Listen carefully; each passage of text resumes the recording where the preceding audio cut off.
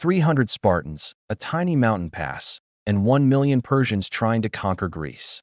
It's the craziest underdog story ever, a legend about a heroic sacrifice that has been told for thousands of years. It's the story of a king, Leonidas, and his men who chose to die fighting instead of surrendering. But what if I told you the movie version isn't the whole story? The truth is, there weren't just 300 Greeks defending that pass. There were thousands. And that legendary last stand? It wasn't some crazy suicide mission. It was a 500 IQ military play designed to save all of Greece. This is what really happened at one of the most insane battles in history. To understand why this battle even happened, you need to know about the ultimate grudge that started it all. See, this wasn't a random attack. This beef started almost 20 years earlier, during something called the Ionian Revolt. Greek cities in modern-day Turkey rebelled against the Persian Empire. And guess who showed up to help them? Athens. For the Persian king, Darius I, this was a huge insult. After crushing the revolt, he launched an invasion to punish Athens. But then, something completely insane happened. In 490 BC, at the Battle of Marathon, an outgunned Athenian army did the impossible. They won. It was a humiliating defeat that sent the Persians home. But the Persians never forget. For the next 10 years, the Persian Empire planned its revenge.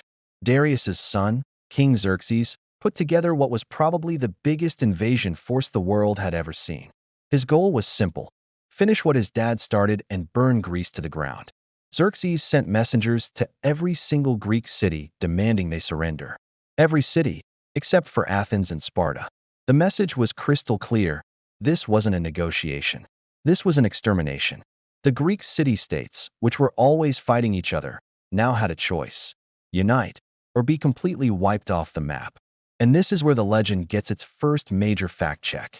The image of 300 Spartans standing alone is epic, but it's just not true. The Greek army that marched to fight the Persians was actually an alliance of a ton of cities, with around 7,000 soldiers. This army had guys from Corinth, Mycenae, Arcadia, and more, all led by the Spartan king, Leonidas. So why would they send only 7,000 men against an army that ancient writers like Herodotus claimed was over a million strong? Today, historians think the Persians had between 120,000 and 300,000 troops, which is still a terrifyingly huge army. Sending a small Greek force was a genius-level strategy, and they picked the perfect spot for the battle, a narrow pass called Thermopylae, which means the hot gates. Here, the mountains met the sea, creating a bottleneck so tight that the Persians' giant army was basically useless. The fighting area was only a few dozen yards wide, a perfect choke point where a few thousand soldiers could hold off an army hundreds of thousands strong. The plan was never to beat Xerxes here.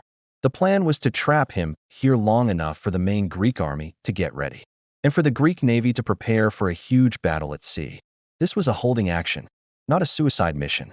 The 300 Spartans were the best of the best, but they were not alone. They were standing with thousands of other Greeks, ready to defend their homes. When Xerxes' army got there, he was so confident he actually waited 4 days.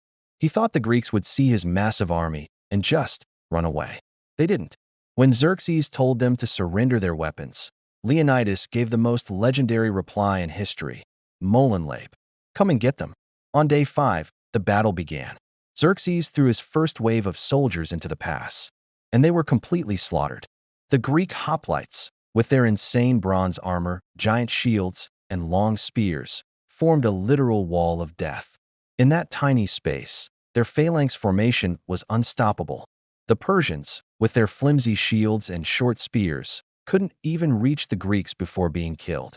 The Greeks even faked a retreat to trick the Persians, then turned around and destroyed them in the pass. A frustrated Xerxes then sent in his best soldiers, the Immortals, his elite squad of 10,000 warriors. Surely they would break the line. They charged, and they also got thrown back, suffering insane losses. For 2 entire days, this small Greek army held the pass. Herodotus says that Xerxes, watching from his throne, jumped to his feet 3 separate times in rage as his best troops were getting demolished. The plan was working. The Greeks were holding the pass. But then, one man changed everything. So many times, history is changed not by giant armies, but by just one person. The Greeks' downfall came from one of their own, a local guy named Ephialtes. For the promise of a reward, he told Xerxes about a secret mountain trail that would let the Persians circle around and attack the Greeks from behind. His name, Ephialtes, would later become the Greek word for nightmare, forever known for the ultimate betrayal. Once Leonidas found out they were being surrounded, he knew the position was lost. Their main mission, delaying the Persians, was done.